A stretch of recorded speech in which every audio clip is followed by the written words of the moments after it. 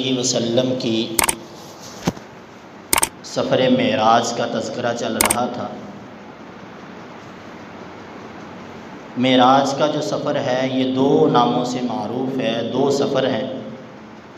پہلے حصے کا تذکرہ ہو چکا کہ آپ صلی اللہ علیہ وسلم نے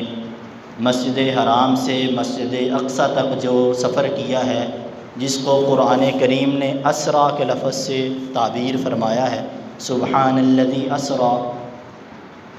اس کا ہم نے تفصیلی تذکرہ کیا تھا کہ مکہ مکرمہ سے آغاز ہوا، راستے میں مختلف لوگوں سے مختلف چیزوں سے واسطہ پڑا اور بالآخر آپ صلی اللہ علیہ وسلم براق پر سوار ہو کر بیت المقدس پہنچے، اور وہاں پر تمام انبیاء کرام کو اور ایک دوسری روایت کے مطابق فرشتوں کو بھی آپ صلی اللہ علیہ وسلم نے نماز پڑھائی، جس کی وجہ سے آپ کو امام الانبیاء اور امام الملائکہ بھی کہا جاتا ہے۔ اور یہاں پر نماز سے فرصت کے بعد حضور صلی اللہ علیہ وسلم کے دوسرے سفر کا آغاز ہوا، جس کو معراج کہا جاتا ہے۔ پہلے حصے کا تذکرہ جو ہم بیان کر چکے، قرآن کریم کے 15ویں پارے کی پہلی آیت مبارکہ میں خود اللہ تعالیٰ نے فرما دیا، سبحان الذی اسریٰ بعبدہ لیلا من المسجد الحرام الی المسجد الاقصی الذی بارکنا حولہ لنریہ من آیاتنا انہ هو السمیع البصیر۔ اس پہلے حصے کا تذکرہ اللہ تعالیٰ نے کلام مقدس میں خود ہی فرما دیا، اور اس سفر کا جو اگلا حصہ ہے جس کو معراج کہتے ہیں، معراج عروج سے ہے۔ عروج کا معنی ہے بلندی کو جانا، بلندی کی طرف چڑھنا۔ اس کا تذکرہ احادیث صحیحہ سے حضور صلی اللہ علیہ وسلم کے فرامین مقدسہ سے ثابت ہے، اور اتنا تواتر کے ساتھ یہ مروی ہے کہ جس کا انکار کرنا ناممکن ہے۔ اس کا تذکرہ احادیث میں موجود ہے۔ تو یہاں سے فراغت کے بعد بیت المقدس میں نماز ادا فرمانے کے بعد حضور صلی اللہ علیہ وسلم نے اگلے سفر کا آغاز کیا ہے۔ اب یہاں پر روایات مختلف ہیں۔ بعض روایات میں آتا ہے کہ اللہ کے نبی صلی اللہ علیہ وسلم نے اسی براق پر سفر کیا جو پہلے آئی تھی، جس کی رفتار بجلی سے بھی تیز تھی، خچر نما ایک جانور تھا جو جنت سے لایا گیا۔ اور بعض روایات میں آتا ہے کہ اللہ کے نبی صلی اللہ علیہ وسلم نے یہ سفر سیڑھی کے ذریعے سے کیا تھا، جیسے کہ حدیث کے اندر آتا ہے جو نیک لوگ ہوتے ہیں ان کی جو روحیں ہوتی ہیں ان کو سیڑھی کے ذریعے سے آسمان کی بلندیوں کی طرف چڑھایا جاتا ہے۔ تو حضور صلی اللہ علیہ وسلم نے فرمایا کہ ایک مخصوص سیڑھی میرے پاس لائی گئی، اور اس سیڑھی کے ذریعے سے میں نے بیت المقدس سے چڑھنا شروع کیا اور میں آسمان کی بلندیوں پر چڑھتا گیا۔ یہ دو طرح کی روایات ہیں، اور بعض محدثین نے ان کے اندر تطبیق دی ہے، اور آپ صلی اللہ علیہ وسلم کا اعزاز بھی بتلایا ہے کہ اس کے اندر حضور کا اعزاز زیادہ ہے۔ وہ اس طرح کہ آپ فرماتے ہیں کہ آپ صلی اللہ علیہ وسلم اس براق پر سوار ہوئے جس پر پہلے سوار ہو کر بیت المقدس پہنچے تھے، اور پھر یہ جو براق تھی یہ بذریعہ سیڑھی آسمان پر چڑھی ہے، اور فرماتے ہیں کہ اس کے اندر اللہ کے نبی صلی اللہ علیہ وسلم کا اعزاز زیادہ ہے، کیونکہ خود حضور کا سیڑھی کے اوپر سے چڑھنا مشکل مرحلہ تھا۔ اللہ تعالیٰ نے یہ اعزاز آپ کو عطا فرمایا کہ ایک تو براق کے اوپر سوار فرمایا، اور پھر اس براق کو حکم فرمایا کہ وہ سیڑھی کے ذریعے سے چڑھ کے آسمانوں پر اور آسمانوں سے سدرۃ المنتہا تک پہنچے۔ تو حضور صلی اللہ علیہ وسلم کا جب سفر کا آغاز ہوا تو آپ پہلے آسمان پر پہنچے۔ اب ہر آسمان پر جو دربان موجود تھے، اللہ تعالیٰ کی طرف سے جو محافظ مقرر تھے کہ جب بھی کوئی چیز آتی ہے آپ نے حفاظت کرنی ہے، پوچھ گچھ کرنی ہے۔ حضرت جبرائیل امین اس تک پہنچے تو حدیث کے اندر آتا ہے حضرت جبرائیل نے دروازہ کھٹکھٹایا۔ اس دربار نے پوچھا کہ آپ کون ہیں، آپ کے ساتھ کون ہیں؟ تو حضرت جبرائیل نے اپنا بھی تعارف کروایا، اور ساتھ ساتھ آپ اپنے ساتھ آنے والے مہمان کا بھی تعارف کروایا کہ میرے ساتھ محمد الرسول اللہ صلی اللہ علیہ وسلم ہے۔ اب دوسرا سوال فرشتے نے یہ کیا کہ یہ خود آئے ہیں یا بلائے گئے ہیں؟ حضرت جبرائیل امین نے بتایا کہ یہ آئے نہیں بلکہ بلائے گئے ہیں، اللہ تعالیٰ کا پیغام ہے، اللہ کی دعوت پر یہ آج اللہ تعالیٰ سے ملاقات کے لیے آ رہے ہیں۔ تو پہلے آسمان پر اللہ کے نبی صلی اللہ علیہ وسلم کی حضرت آدم علیہ السلام سے ملاقات ہوئی۔ آپ نے دیکھا کہ حضرت آدم علیہ السلام تشریف فرما ہیں، اور آپ نے ان کو سلام کیا، اور انہوں نے آپ کو دعائیہ کلمات کہے۔ جیسے ہمارے ہاں کوئی مہمان آتا ہے تو ہم دروازے تک اس کے استقبال کے لیے جاتے ہیں، خوش آمدید کہتے ہیں، مرحبا کہتے ہیں، اور اس کو کہتے ہیں کہ تیرا آنا مبارک ہو، تو حضرت آدم علیہ السلام نے بھی اپنے بیٹے کو یہی دعا دی کہ آپ کا آنا مبارک ہو، مرحبا۔ بیٹا بھی کہا اور ساتھ ساتھ نبی صالح بھی کہا کہ آپ نبی صالح بھی ہیں اور میرے بیٹے بھی ہیں جو نیک ہیں۔ اور یہاں پر ملاقات کے بعد حضور صلی اللہ علیہ وسلم نے دیکھا کہ حضرت آدم علیہ السلام کی دائیں جانب بھی کچھ اولاد موجود ہے، آپ کی ذریت موجود ہے، اور بائیں جانب بھی کچھ ذریت موجود ہے۔ جب حضرت آدم علیہ السلام دائیں جانب دیکھتے ہیں تو مسکرانے لگ جاتے ہیں، اور جب بائیں جانب دیکھتے ہیں تو رونے لگ جاتے ہیں۔ آپ صلی اللہ علیہ وسلم نے حضرت جبرائیل سے پوچھا یہ کیا ماجرا ہے، ایسا کیوں ہو رہا ہے؟ تو حضرت جبرائیل علیہ السلام نے بتلایا کہ جب آپ اپنی دائیں جانب دیکھتے ہیں تو آپ کی دائیں جانب آپ کی وہ ذریت اور اولاد ہے جو جنت میں داخل ہونے والی ہے، تو حضرت آدم علیہ السلام ان کو دیکھ کر خوش ہو جاتے ہیں، اور آپ کی بائیں جانب آپ کی وہ ذریت اور اولاد ہے جو جہنم میں داخل ہونے والی ہے۔ حضرت آدم علیہ السلام جب ان کو دیکھتے ہیں تو باپ ہے، باپ کی پدری محبت جو ہے وہ غالب ہوتی ہے، اور دیکھتے ہیں کہ یہ جہنم میں ڈالے جائیں گے، تو اس وجہ سے چہرے پر گرانی گزرتی ہے، پریشانی کے آثار نمایاں ہو جاتے ہیں، رونے لگ جاتے ہیں۔ آپ صلی اللہ علیہ وسلم کے اس سے پھر دوسرے آسمان پر سفر شروع ہوا، اور وہاں پر بھی وہی دو سوالات ہوئے جو پہلے گزر چکے۔ پوچھا کہ آپ کے ساتھ کون ہے، خود آئے ہیں یا لائے گئے ہیں؟ جبرائیل علیہ السلام نے تعارف کروایا اور بتلایا کہ خود نہیں آئے بلکہ بلائے گئے ہیں۔ اور یہاں پر حضرت عیسیٰ علیہ السلام اور حضرت یحییٰ علیہ السلام سے ملاقات ہوئی۔ اللہ کے دو پیغمبروں سے یہاں پر دوسرے آسمان پر ملاقات ہوئی، انہوں نے بھی خوش آمدید کہا، مرحبا کہا، دعائیں دی، اور اگلے سفر پر روانہ ہو گئے۔ تیسرے آسمان پر حضرت یوسف علیہ السلام پر ملاقات ہوئی، اور ساتوں آسمان پر یہ سوال و جواب کا سلسلہ جاری رہا۔ پوچھتے رہے فرشتے کون ہے، کیوں آئے ہیں، کس لیے آئے ہیں، یہ سوال ہوتے رہے۔ اور تیسرے آسمان پر حضرت یوسف علیہ السلام سے ملاقات ہوئی۔ آپ نے سن رکھا ہے کہ اللہ تعالیٰ نے حضرت یوسف علیہ السلام کو بہت ہی زیادہ حسن و جمال عطا فرمایا تھا، اور حدیث پاک کے اندر آتا ہے کہ جنتی جب جنت میں جائیں گے تو حضرت یوسف علیہ السلام کے حسن میں جنت میں جائیں گے۔ اور بھی بہت ساری روایات ہیں جنتیوں کے جنت میں داخل ہونے میں، جیسے حضرت داؤد علیہ السلام کی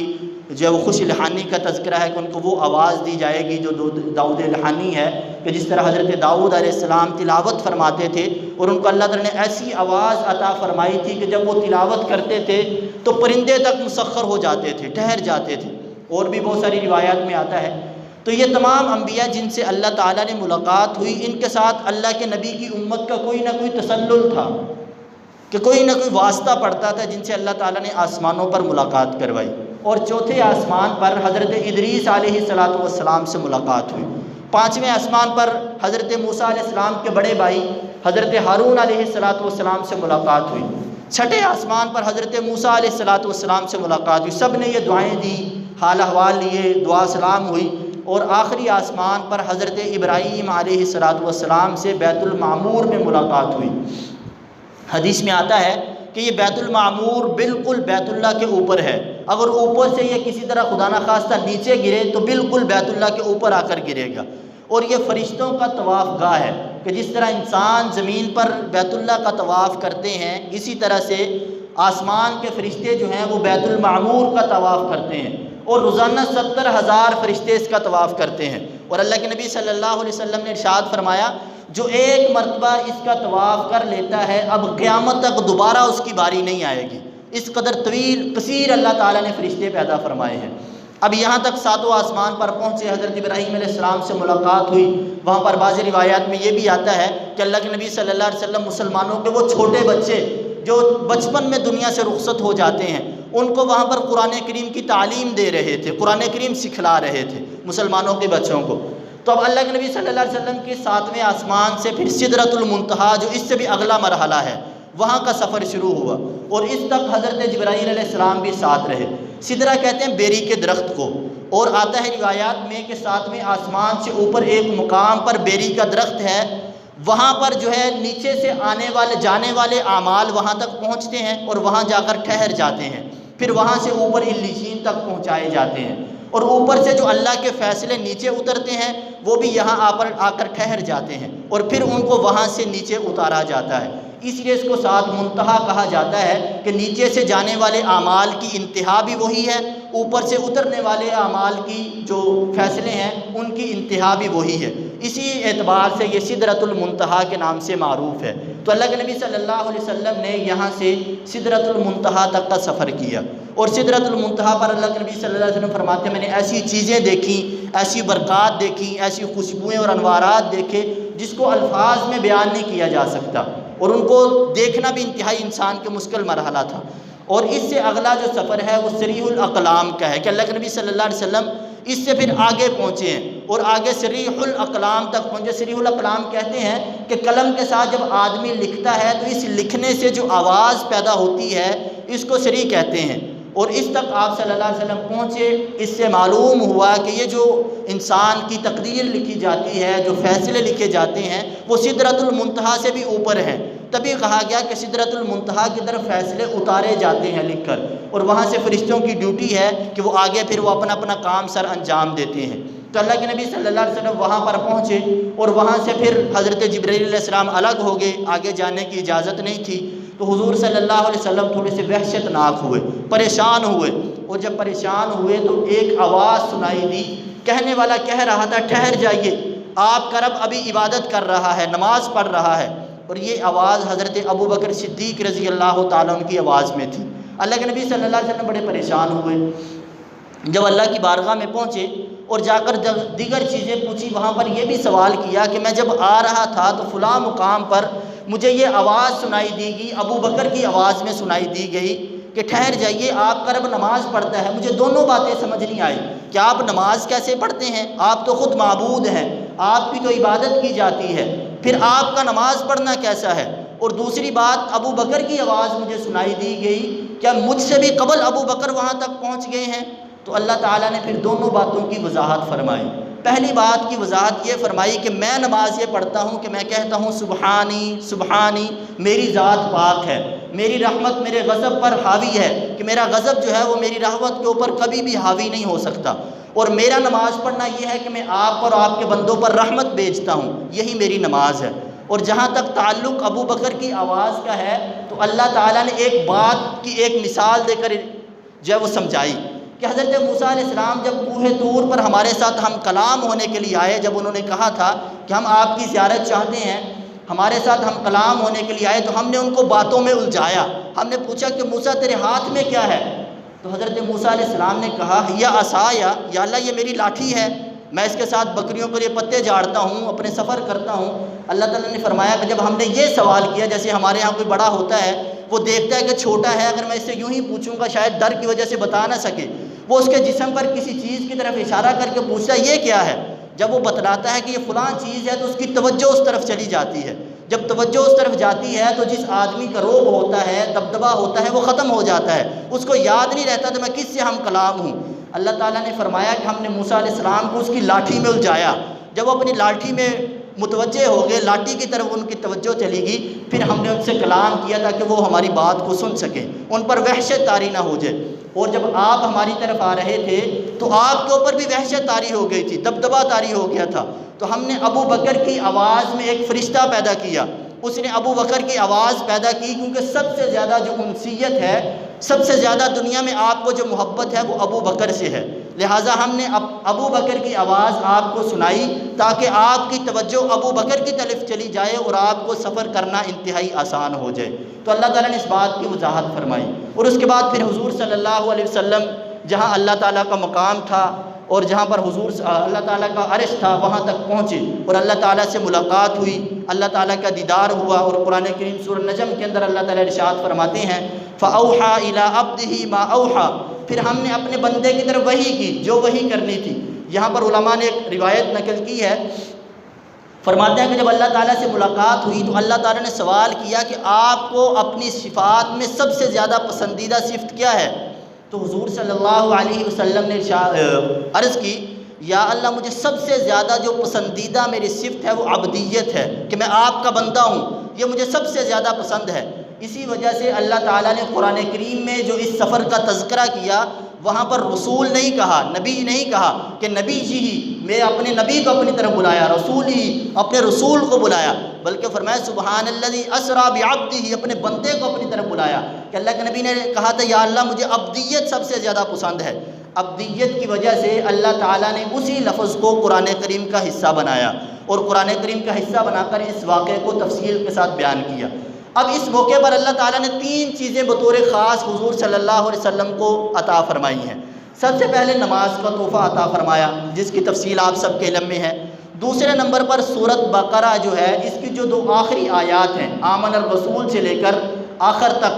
فانصرنا علی القوم الکافرین تک، یہ 2 آیات اللہ تعالیٰ نے عطا فرمائی اور ان کا بڑا مقام اور مرتبہ ہے۔ حدیث کے اندر آتا ہے اللہ تعالیٰ نے حکم فرمایا کہ اگر ہم نے اپنے بندے کی بخشش نہ کرنی ہوتی، اسے معاف نہ کرنا ہوتا، تو ہم یہ دونوں آیات ہی اسے عطا نہ فرماتے۔ ہم نے ان دونوں آیتوں کو عطا فرمایا ہے جن کے اندر ہر چیز کا تذکرہ ہے، مدد کا بھی تذکرہ ہے، استغفار کا بھی تذکرہ ہے، اللہ تعالیٰ سے مانگنے کا بھی تذکرہ ہے، اور ہم بندے کو حکم کرتے ہیں کہ آپ ان آیات کے ذریعے سے ہم سے سوال کیجئے، ہم سے مانگیے۔ اور تیسری چیز یہ عطا فرمائی کہ اللہ کے نبی صلی اللہ علیہ وسلم کو فرمایا گیا کہ آپ کی امت میں سے جو آدمی اللہ کی ذات کے ساتھ شرک نہیں کرے گا، کفار تو الگ ہیں، لیکن جو آدمی آپ کی امت میں سے ہماری ذات کے ساتھ شرک نہیں کرے گا، کسی کو شریک نہیں ٹھہرائے گا، اس کے چاہے جتنے مرضی بڑے کبیرہ گناہ ہوں، ہم اپنی رحمت کے طفیل اس کو معاف کر دیں گے۔ ایک یہ بھی چیز اللہ تعالیٰ نے تیسری عطا فرمائی، اور پھر تفصیل بھی بیان کر دی۔ کسی کی مغفرت جو ہے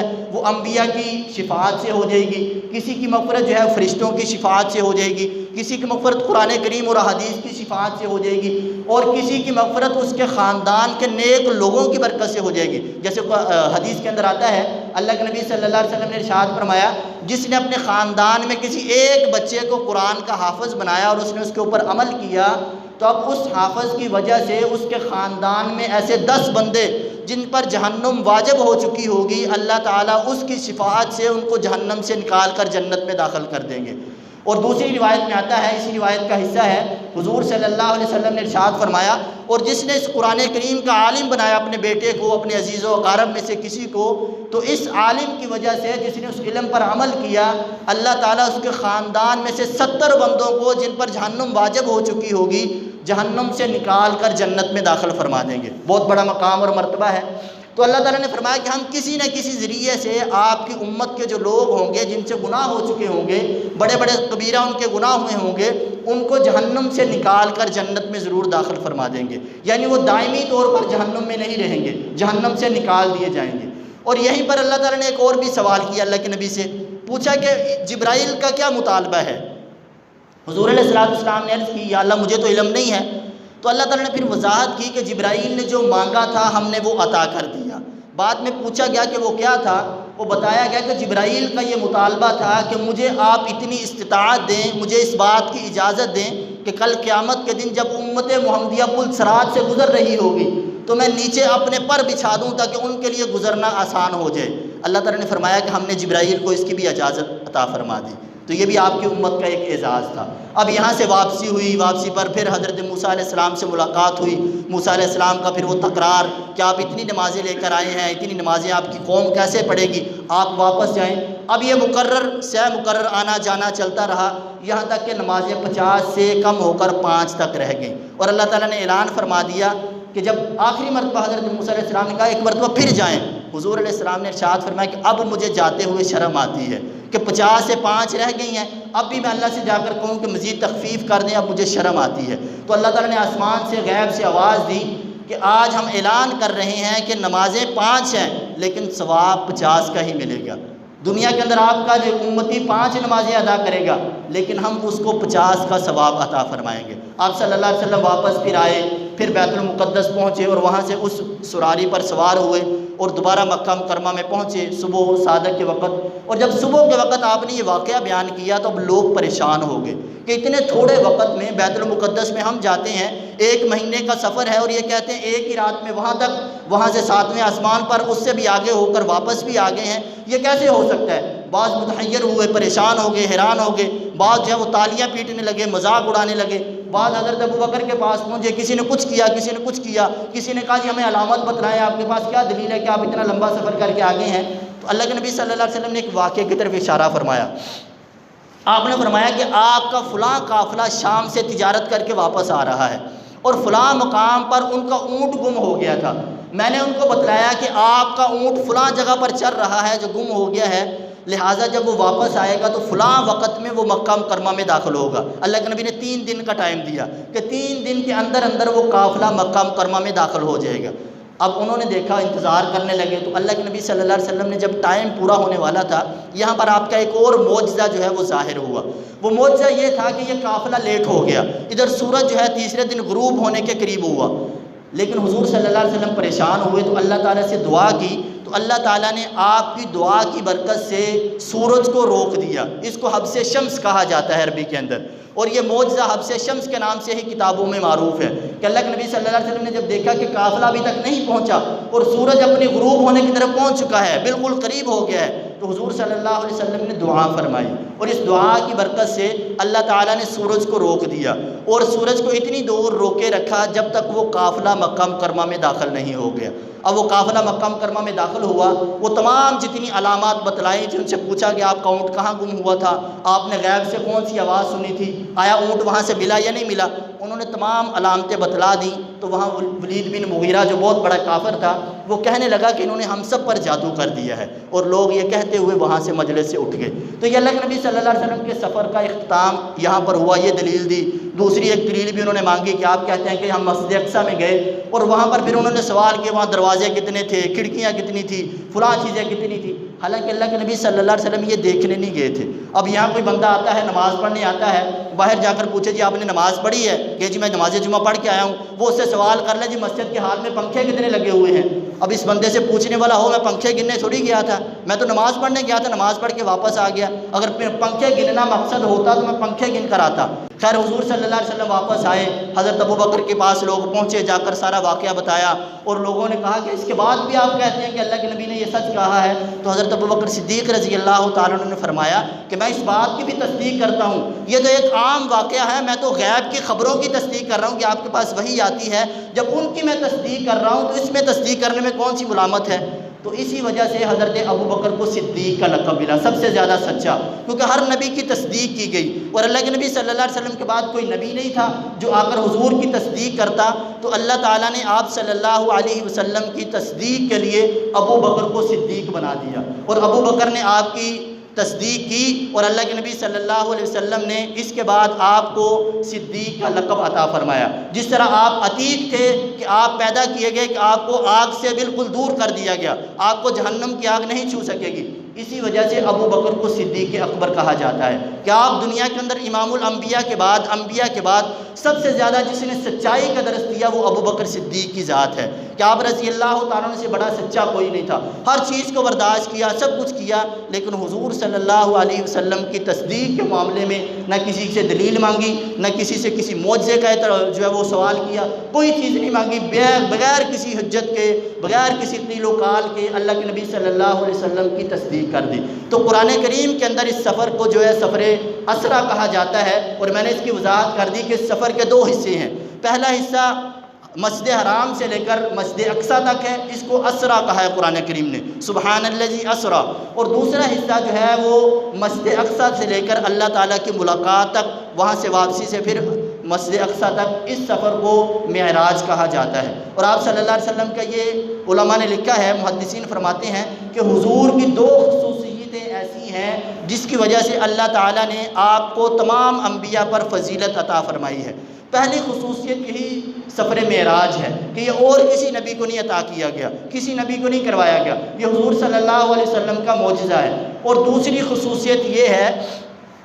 کہ اللہ کے نبی صلی اللہ علیہ وسلم قیامت کے دن تمام لوگوں کی شفاعت فرمائیں گے، چاہے کوئی کافر ہے چاہے کوئی مسلمان ہے، اور وہ شفاعت کبریٰ ہوگی کہ اللہ تعالیٰ سے شفاعت کریں گے کہ گرمی بہت زیادہ ہے، گرمی کی شدت ہے، سورج بہت قریب ہے، لہٰذا آپ حساب و کتاب شروع کیجئے۔ اس اعتبار سے بھی یہ اعزاز کسی نبی کو عطا نہیں ہوا، یہ حضور صلی اللہ علیہ وسلم کا اعزاز ہے کہ آپ صلی اللہ علیہ وسلم کو یہ چیز عطا فرمائی گئی، اور ان 2 خصوصیات خصوصیتوں کی وجہ سے آپ کو تمام انبیاء پر جب وہ فضیلت عطا فرمائے گی۔ تو یہ جو معراج کا سفر ہے یہ حضور صلی اللہ علیہ وسلم نے اپنی بیداری کی حالت میں کیا ہے۔ بعض لوگ کہہ دیتے ہیں جی خواب کی حالت میں کیا ہے، یا آپ صلی اللہ علیہ وسلم اس بدن کے ساتھ آسمان پر نہیں گئے تھے بلکہ آپ صلی اللہ علیہ وسلم کے کوئی اور بدن عطا کیا گیا، اس بدن کے ساتھ گئے۔ یا بعض کہتے ہیں جی جب اللہ نے کہہ دیا کہ آپ کی آنکھوں میں طاقت نہیں ہے کہ آپ میری آنکھوں کا دیدار کر سکیں، تو حضور نے بھی تو دنیا کی آنکھوں سے کیسے اللہ کا دیدار کر لیا؟ تو یاد رکھیں کہ اگر خواب کا تذکرہ ہوتا تو کفار کو کوئی اعتراض نہ ہوتا، کیونکہ خواب کی حالت میں تو کافر بھی جنت دیکھ سکتا ہے، خواب کی حالت میں تو کافر بھی کہیں بھی پہنچ سکتا ہے۔ ہم میں سے کتنے لوگ یہاں سوئے ہوتے ہیں اور سفر میں بدن کس ملک پر پہنچے ہوتے ہیں، کسی کو کوئی اعتراض نہیں ہے۔ خواب کی حالت میں ہوتا تو کافروں نے کیوں اعتراض کیا تھا؟ لہٰذا اللہ کے نبی نے بیداری کی حالت میں یہ سفر کیا ہے، اور دوسرا آپ نے اسی جسم اقدس کے ساتھ کیا ہے جو آپ صلی اللہ علیہ وسلم کا موجود تھا، کیونکہ اعزاز بھی اسی میں ہے کہ اسی کے ساتھ سفر کیا جائے۔ اور تیسرا جو آنکھوں کی دلیل بنائی جاتی ہے کہ کیسے آنکھوں سے، تو یاد رکھیں حضور نے دنیا کے اندر اللہ کا اعتبار جو ہے وہ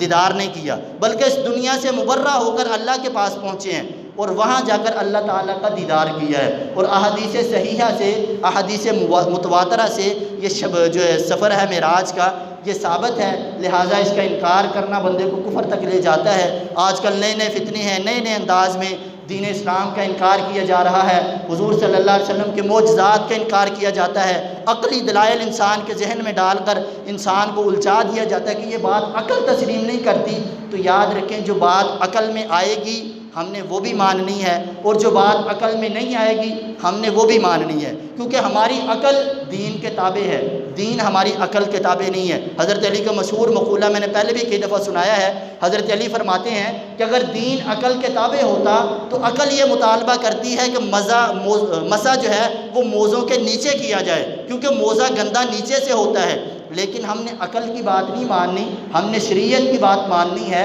اور شریعت یہ کہتی ہے کہ مسا موزوں کے نیچے نہیں کرنا بلکہ موزوں کے اوپر کرنا ہے۔ حضرت موسیٰ علیہ السلام نے پانی پر لاٹھی ماری، اب عقل یہ کہتی ہے کہ لاٹھی مارنے سے کیا ہوگا، چند چھینٹیں اڑیں گے، ختم ہو جائیں گے، لیکن شریعت یہ کہتی ہے، اللہ کا قرآن یہ کہتا ہے کہ موسیٰ علیہ السلام نے لاٹھی ماری، اللہ تعالیٰ نے 12 راستے جاری کر دیے۔ ہم نے عقل کی بات کو نہیں ماننا، ہم اللہ کے فرمان کو ماننا ہے، اور ہم نے ماننا ہے کہ اللہ نے کہہ دیا 12 راستے ملے اور اللہ تعالیٰ نے عطا کر دیے۔ تو دین جو ہے وہ ہماری عقل کے تابع نہیں ہے، ہماری عقل دین کے تابع ہے، لہٰذا جو بات ہماری سمجھ میں آئے گی ہم نے وہ بھی ماننی ہے، اور جو ہماری سمجھ سے ماورا ہوگی، ہماری سمجھ میں نہیں آ رہی ہوگی، ہم نے وہ بھی ماننی ہے۔